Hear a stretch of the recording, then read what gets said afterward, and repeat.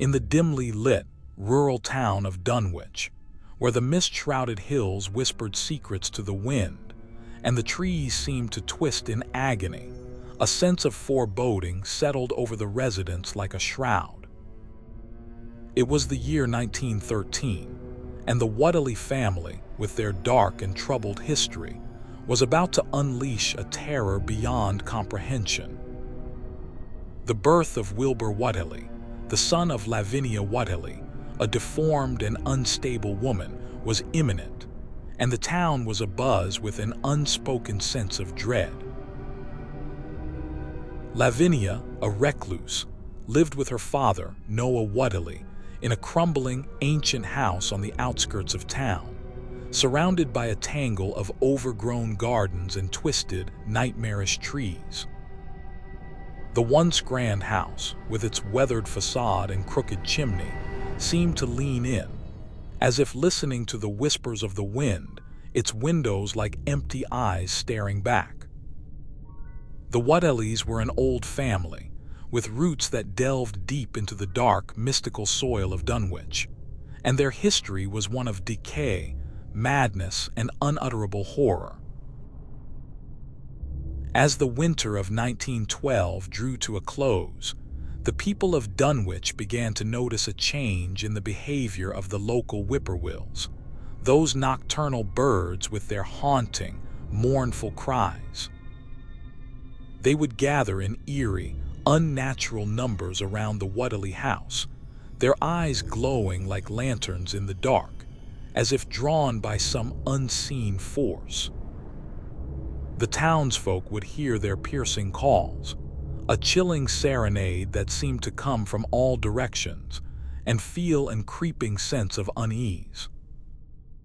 It was as if the whippoorwills were waiting, watching, and warning of some impending doom. On the night of February 2, 1913, a fierce, unnatural storm swept through Dunwich, bringing with it a torrent of rain, hail, and an unearthly, pulsating lightning that seemed to sear the sky. The winds howled like a chorus of the damned, and the trees creaked and groaned, their branches like skeletal fingers grasping for the heavens.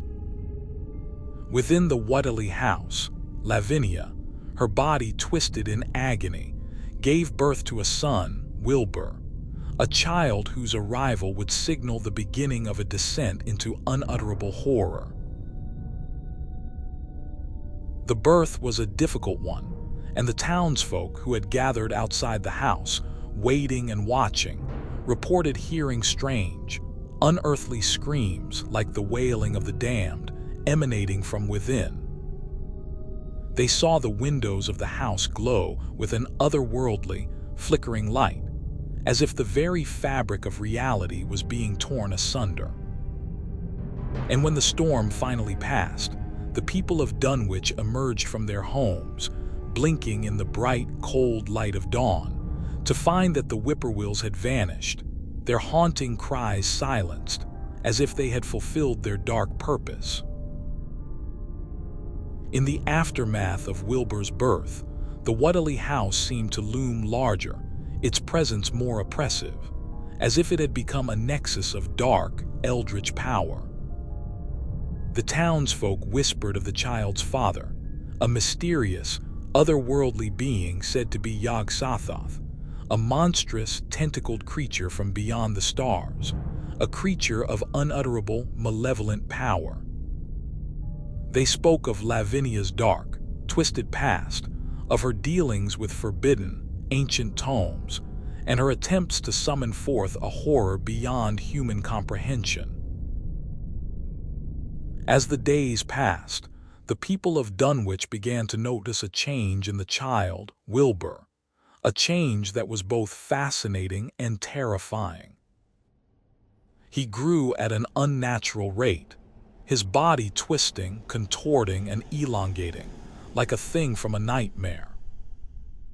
His eyes seemed to burn with an inner, malevolent fire, and his presence was accompanied by an aura of unspeakable, creeping horror.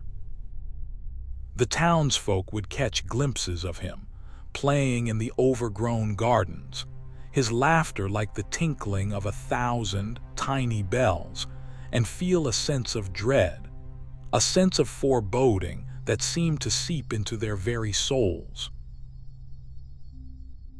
In the dead of night, when the moon hung low in the sky, and the shadows seemed to come alive, the people of Dunwich would hear the sound of strange, unnatural rituals emanating from the Whateley house.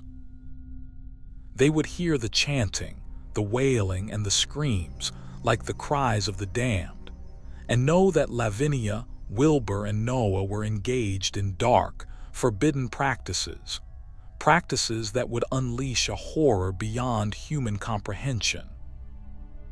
The wind would carry the scent of decay, corruption, and death, and the townsfolk would know that they were living in the shadow of a terror that would soon consume them all.